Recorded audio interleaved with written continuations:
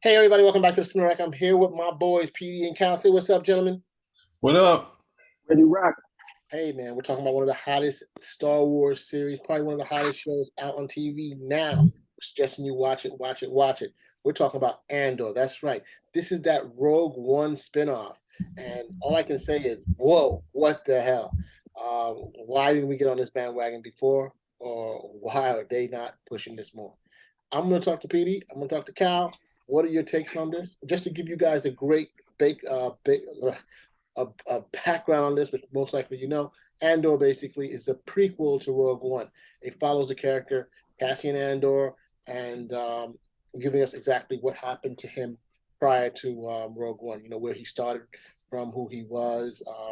He basically works. He's from this. He's basically adopted. He's from this planet called Casa, where he's separated from his sister. We see the Empire as it starts to grow and progress. We see Mon Mothma, who's also a major character. We see her development in the rebellion, but also probably particularly interesting is a character named Luth. Is it Luthien? I guess his name Luthien, who is at the center of the web of, I guess, resistance to the Empire that will eventually coalesce to be the rebellion. So I'm here with my boys once again. PD, tell me what's your take on this so far?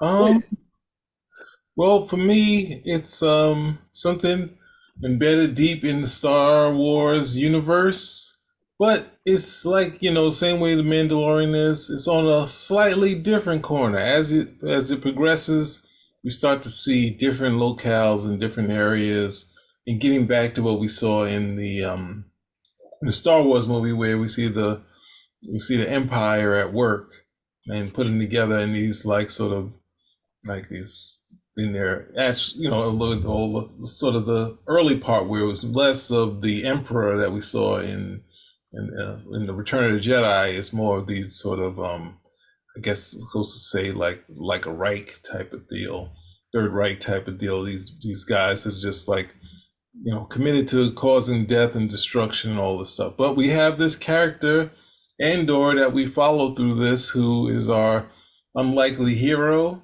and he is on the edge of being a hero, but not really, because mainly he's trying to make his way through things, and he gets himself in a little bit of trouble, and that leads him into his next sort of story and his next tales, and he's kind of the right guy for the job, and they get him somewhere, but he does have a heart, and he does have a connection with his cast from at home, the people he meets with to do the certain things against the Empire, and then that leads him to the Empire doing stuff that's close to what we've experienced and what we see in the news today. But at the same time, I would say this series is more about the little details. So when you do a story on this, they found a way to kind of put little small details into this thing where it's not really messing with the Star Wars canon, but at the same time adding a little elements to particular things when they're trying to plan this sort of heist, like how do you walk? And Andor kind of brings up how you're supposed to go in there and how would you fly, and we find different things that kind of like make him a good part of this rebellion, but soon after, it leads to almost everyone after him at the same time. So there's a lot of good things here. It's more like old school filmmaking. So it's a lot of stuff which is, set up and build up and that sort of thing to get to a thing. It's not as fast as most stories, but it was enjoyable for me. I was kind of out of some of the other Star Wars series outside of the Mandalorian, but this one kind of is brought me back in with the characters and the story and setup.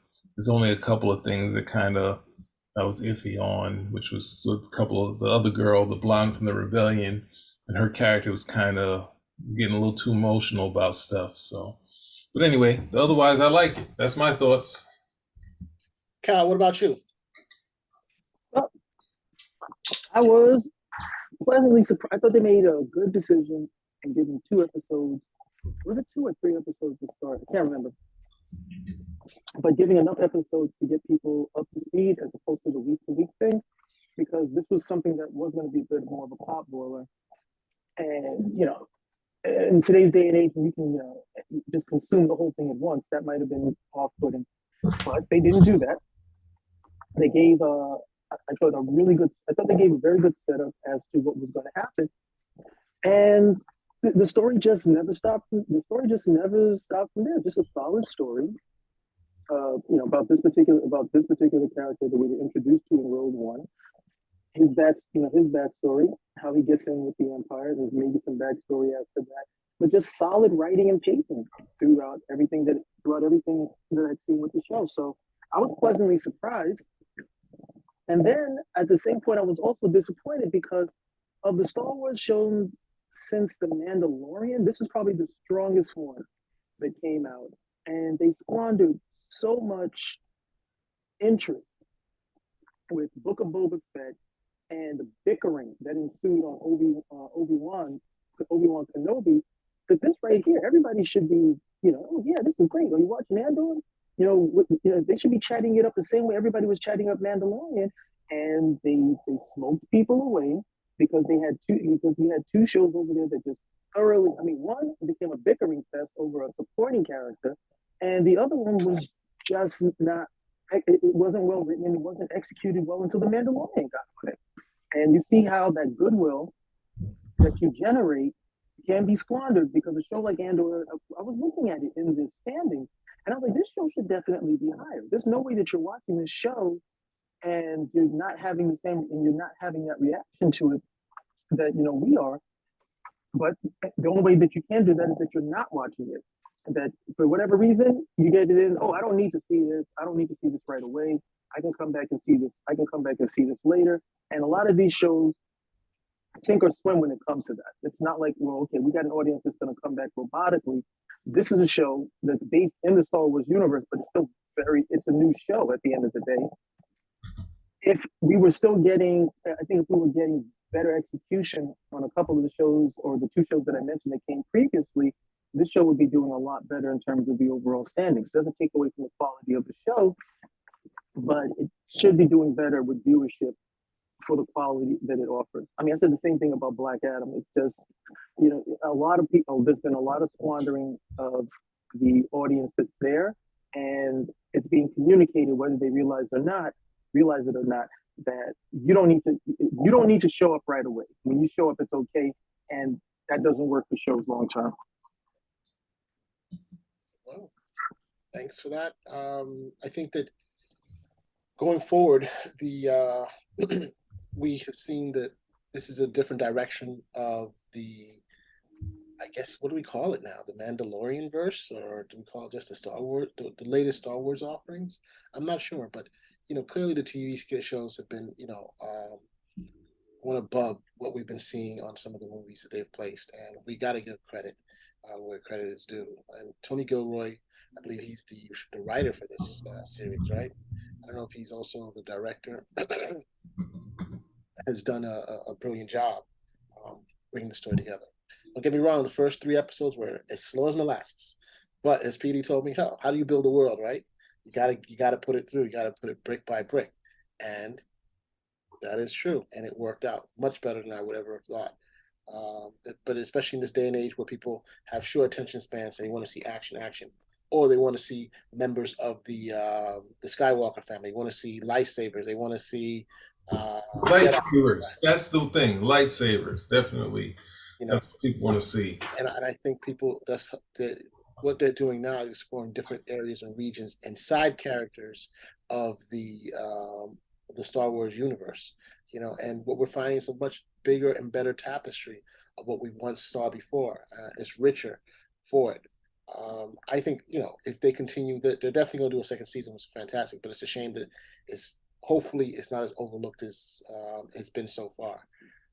And the performances are just off the bat. I mean, Andor, Luthen. Who is Luthen? That's the name of the actor. I've seen. He was the name of the actor who plays Luthen. That's can't remember his name. But you also have I'm losing people's names. The lady who plays Mon Mothma, Genevieve O'Reilly, is pretty good. Cassian's mother, we've seen her in many other shows. She's done a great job with casting. Then his backstory is just not a simple kid just growing up out of nowhere. It's the very fact that he went to a planet. His planet was devastated by mining before the Empire got there. This was done during the Republic, and so he's then saved, quote unquote, by his potentially adopted mother, and then he's taken to Ferrex, the planet that he's on, and he grows up and he sees what happens there when his own um, stepfather or adopted father dies trying to help quell, you know, problems between the empire and the people on the planet. And it's just leads him on a course across the whole, to leads him to where he is here, where before he's just someone who's not interested in being involved. He just wants to get what he can get for himself. To now he wants to join the rebellion. And I think that's a great the way they brought that show forward. The character development was excellent on that end. Gentlemen, in the show, what did you think of the Luthen character? A character that's never been discussed, a character, but the very fact that Luthen is the same guy who played the scientist in the Thor movie. Yes. Yeah. What's his name? Stellan Skarsgård. Thank you, Stellan Skarsgård, who does an excellent job. I mean, being a scientist over there in the Marvel shows and here, totally different. I mean, I was like, oh, I saw this guy. Like, this guy's not going to be anything, and then boom, you're like, whoa, the depth in his portrayal of the character. I was like, wow. But what do you think of him, Cal? What I think of what? Luthen. He's the maestro, the conductor, bringing it all together. He's a good character, good supporting character. I'm more into Andor's story at the end of the day, and the other stuff helps to. I get. I did was something you just said. I want to disagree with. I don't think it was slow as molasses. Those first two episodes, in terms of the world building, I mean, Cassian Andor gets into a problem very quickly when he has to kill these guys. So there was plenty of stuff to keep it. There was plenty of stuff to keep it moving. I think sometimes people are like, "Oh, well, until we see a Jedi or an Imperial, then nothing's going on." Or until we see a character that's actually somebody we know from a movie or something previous, nothing's going on. It's like, no, there's still a whole bunch of stuff going on. I mean, and even what's one of the complaints they have with the Obi-Wan Kenobi show? That it was all filmed on a set, this, that, and the other one. You can't make that complaint about this one. No, you can't. Even with the prison that he's put into, you can see the amount of detail that they went into all of this type of stuff to imagine what it would like to live under that type of imperial rule. But in terms of Luthen, I mean, he's a good supporting character. A bit of the whole man of mystery thing because his motivations aren't totally revealed. But I'm more plugged into Cassian Andor than any of the other supporting characters. What about you, Petey? What's your take? Any particular character other than Luthen that catches your? Well, I like seeing what even though I didn't like the back and forth towards in the middle between Bix and Andor, because they were both in a rock and a hard place type of situation with her husband. But what she went through, that was an interesting thing to me. I mean, the fact that the showing also the hardship of the rebellion, where it was like, we work with you, but then, we have to do the Sopranos type of thing of, we gotta tighten make the number of people left, the number go smaller than that. So there's a lot of characters that were interesting that didn't have really much to do. I think, what is it? Even though they did try to bring his character around, which was Cyril, that guy. Sure. They were kind of showing how he struggles on the battlefield, being his first battle, and they try to bring that around later, which is so we see him and hate him some more later. But this thing of his character of Andor, his character going through these things and not sort of, he's just kind of not even a scoundrel or the reluctant hero. He's just trying to survive, and he's doing his best to survive with a little bit of heart. So is could the whole planning, the whole heist, and then the whole after heist with who was left, and then having that moment where he has to make a decision, but at the same time, he has that decision still leads him to be in a place where no one really buys into the people on his team. Still, people that sort of bought into it, that everyone that was against it worked with him, and then the same people that were against it and iffy on it afterwards they reverse. So it's good, decent storytelling. So as far as characters, I go with Bix. Obviously the android was kind of fun. The what's it, Luthen? He was like the part where it's like, is he gonna be full on bad guy? And it's like, okay, this guy just has a lot of edges to him. He's got a lot of things going on, which was interesting. And his escape from the Empire is something that should be replayed many a time. So Imperial Cruiser. So anyway, but yeah, so yeah, there's a bunch of characters that you can like that I enjoyed, like the two girls from the Resistance and that dynamic where, which one is that? This is what, Cinta. Kenta. She was kind of connecting with Andor, and then the other girl was C blocking, like saying, "No, let's not do that." It's like, oh, she just go, "Why are you trying to C block now? Why are you trying to do that, girl? Like, let things happen." And so it'd be a surprise to see where we end up here in the next one, where they're probably going to do something different because they can't just do another series where he's on the run and that sort of thing. But they established some stuff, and they gave some stuff that we've seen before, but gave some different looks to it. So Oh, and was not fantastic that it goes a complete 180 where it does. They show us what they were building yeah. in the Well, we know what prison. we know that this is the thing, but at the same time, how they showed it and the look was something that gave us a different visual, a different angle on it, starting from a different area. Same with the Imperial cruiser, or the Imperial ship, how they were utilizing what we normally see and what you can do, the details in that of what he was able to do. So it's definitely enjoyable show. And yeah, factor in, you can bring in anything you want into the Star Wars thing because they already brought in. I think Cal said it in our other thing where you had the samurai stuff, the Western, like the Western Saloon, and then this one they're just like doing the same where you do some Louisiana sort of stuff in here. Some things basic, being accosted and being in the wrong place, like the code, like the sort of the Star Wars. They have their own Star Wars codes where you can't be anywhere around the Imperial, that sort of thing. The whole prison industrial complex. It's like, and that sort of struggle. Yeah, it's like it's. I mean, the big ending with the prison, I was almost like, what else could they do? How can they on top doing this scene with the prison? I thought, I was like, is over though? There's two more episodes, so. But yeah, solid stuff. Okay, yeah, I agree. Thumbs up. Especially the final episode. When they have all those moving parts, everybody trying to do something all together, and how that worked out. That's it. Not what I expected, but I was highly impressed. Highly impressed.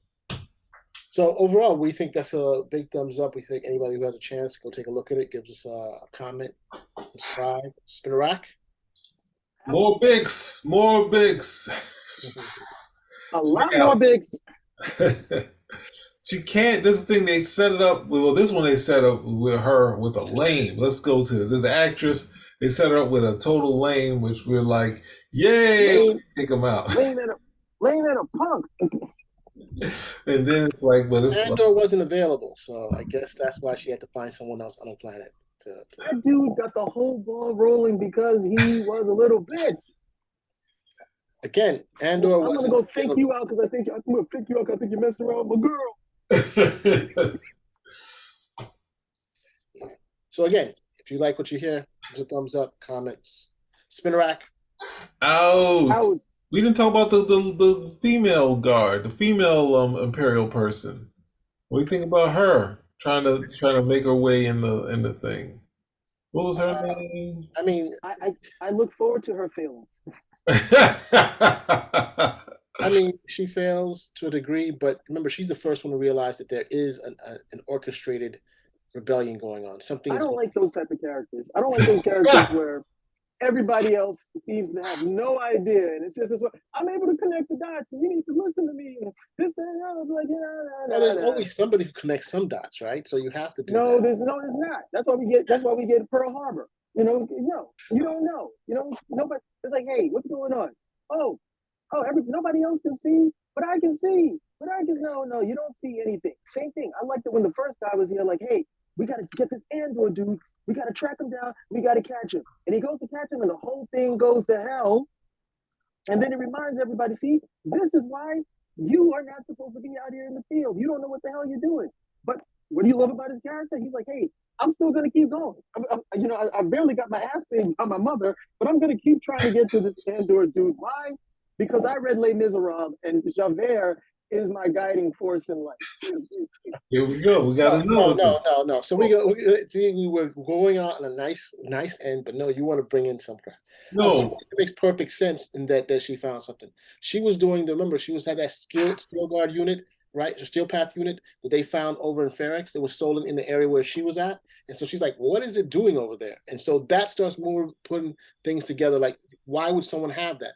That's only used to track Imperials. So why would someone who's now also involved in the murder of two corporate guys, what's going on? So it kind of makes sense. She's a detective. Detectives are supposed to bring different things together.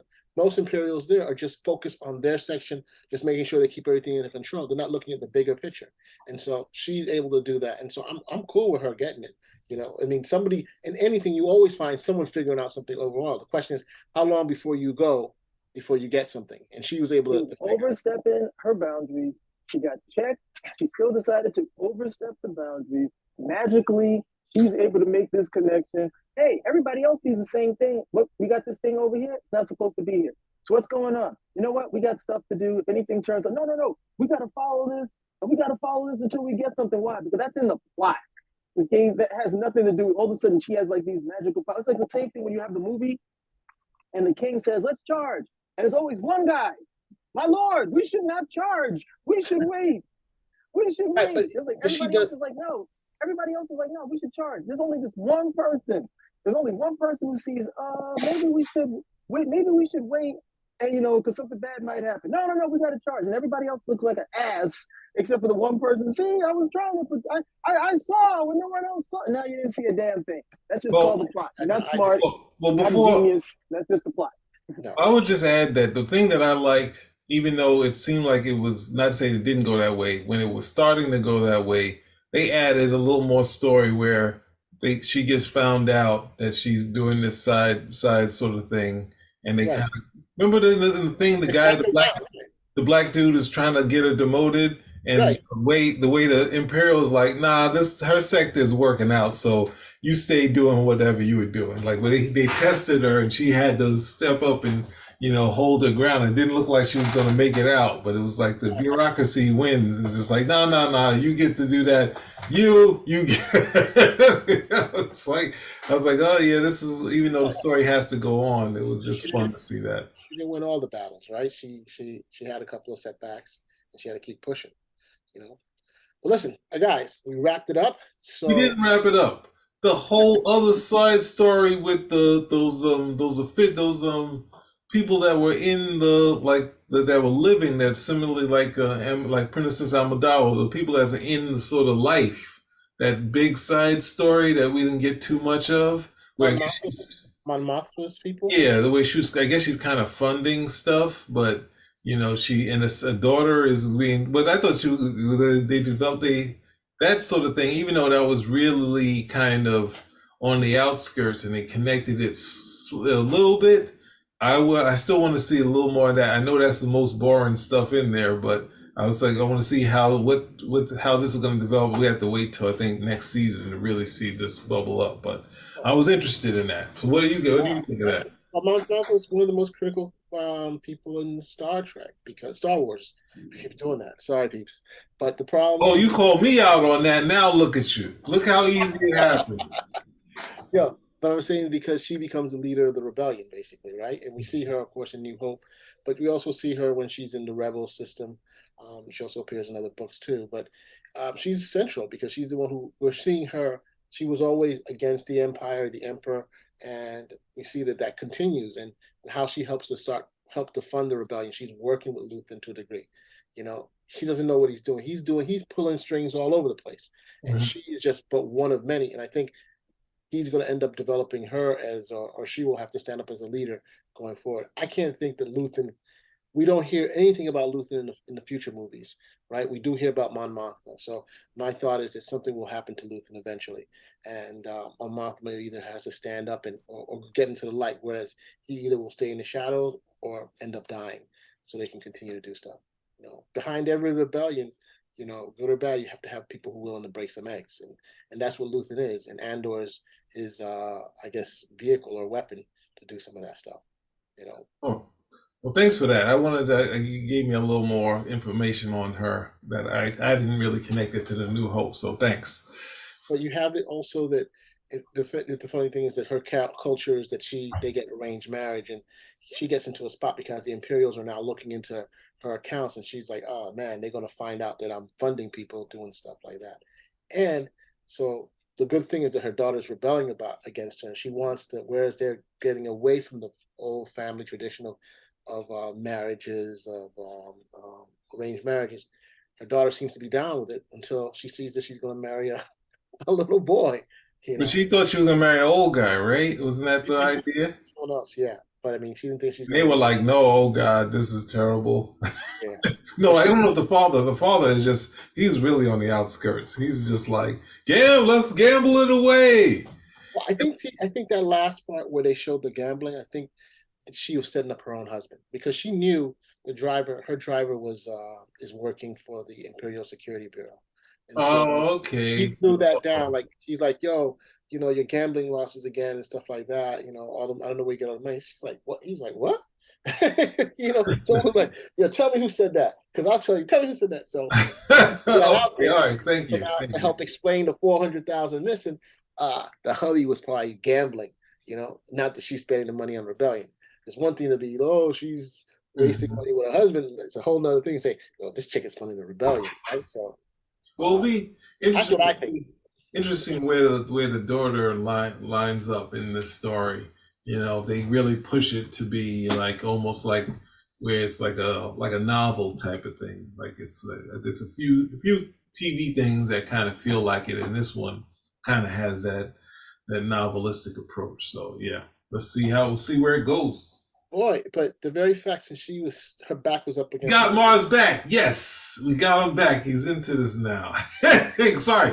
I was trying to move us forward, try to keep on schedule, go into On. details. I'm just saying the fact that they have the daughter in the very fact that she's willing to, let's say, for all intents and purposes, sell her daughter, in an arranged marriage with a gangster's son, so that he could help her hide the 400,000 is interesting. I thought that I was surprised that even though she kind of threw her husband under the bus with the whole gambling thing, that she was going through with the marriage. So it shows us how ruthless she has to be to a degree. None of these characters are are squeaky clean. All of them have to get their hands dirty to one degree. And look at Aldani. Aldani, the heist. I mean, that was pretty good. That arc of the story where Andor gets put together with these other rebels, and he meets different people. Some people are pure criminals, others are diehard rebels. And this is a clique that was put together by Luthen to steal money from the planet, Aldani, and they end up sending what, 40 million, or is it 80 million? So they steal a lot of money. Yeah. And this will help end up funding the rebellion going forward. But you know, it's the people you pick. Is you gotta just get, the key thing is getting the job done. They didn't, and what happened in the latter half of the series? They were looking to kill Andor because they thought he was a loose end that he would end up talking. So Well, I mean, obviously, them like that's what they're showing with with Bix that basically they capture you. They'll just get you to spill it with their torture methods. And it's like I was like, where are they gonna? They're gonna bring up the Imperial, like needle machine. Are they gonna do that? New Hope? I was like, oh no, we want to do everything up to the point of bringing up the needle guy, the needle, the Imperial needle droid. I know that was wild, right? They used headphones this time. Put on the Yeah. beats. Put on the beats.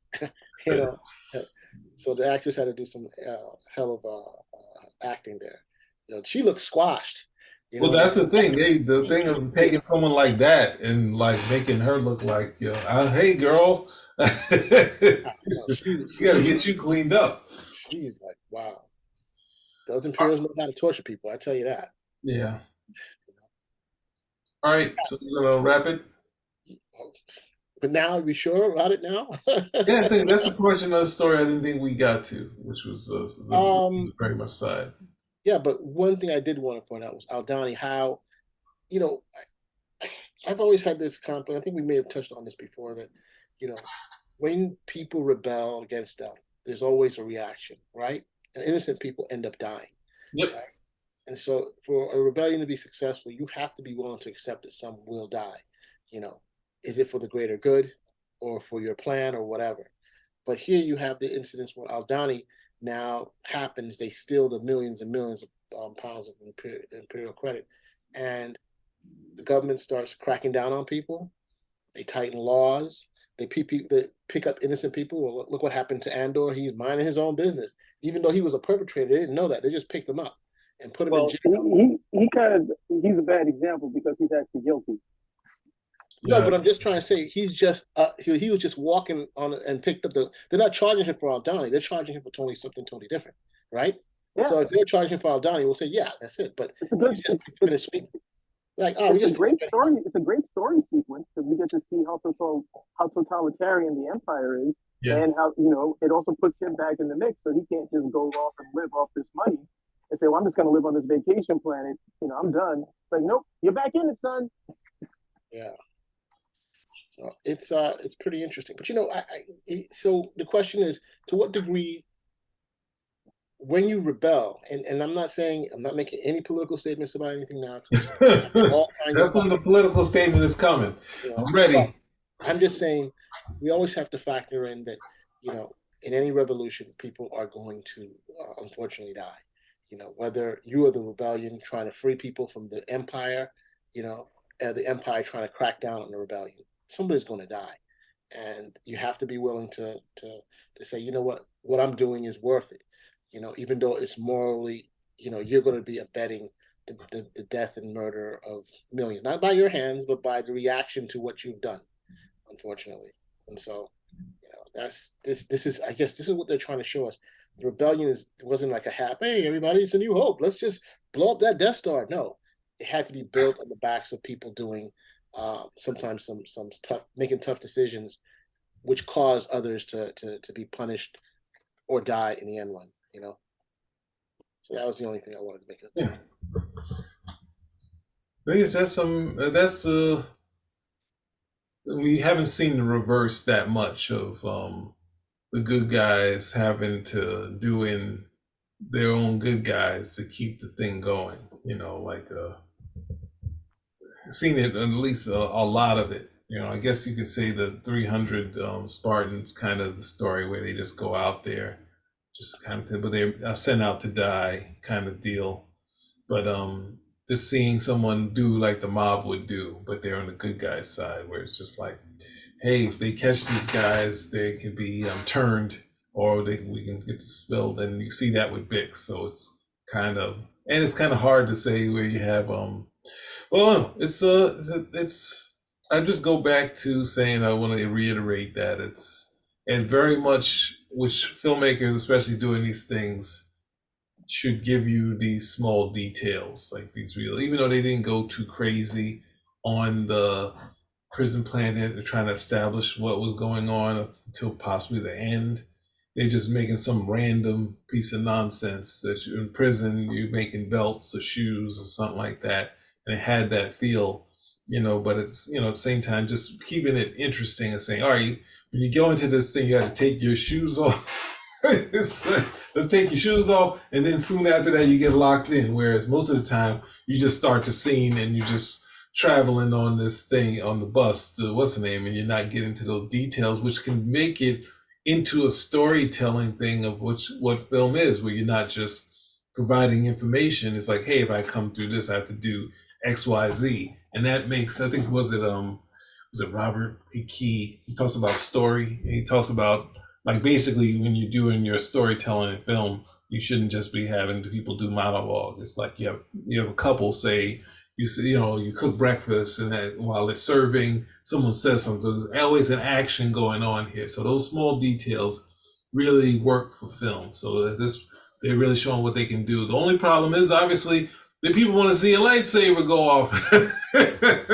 You're gonna see someone jump in, fly in, crouching tiger, hidden lightsaber type deal, hurting, or as George Lucas would say, laser sword. Sorry, but anyway, you have to remember that he likes calling it a laser sword, not a lightsaber.